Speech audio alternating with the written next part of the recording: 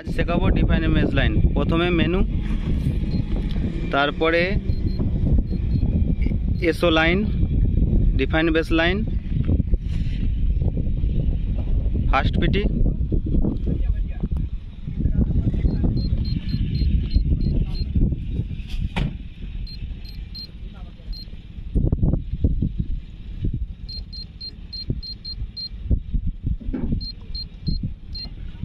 Second পিটির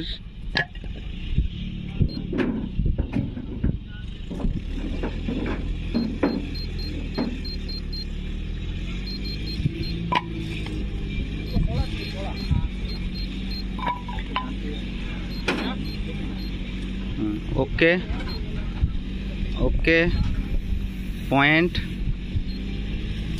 এবার distance দিতে হবে। প্রথম পয়েন্ট মারার জন্য 0, লাইনে 0, অফসেটও 0। প্রথম কোঅর্ডিনেট চলে এলো।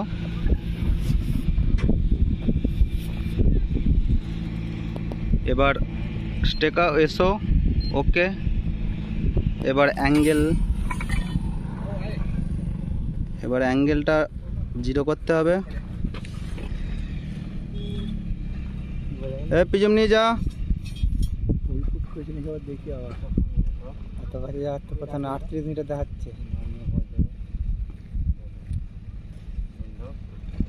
বাস ফার্স্ট পয়েন্ট মারা হবে।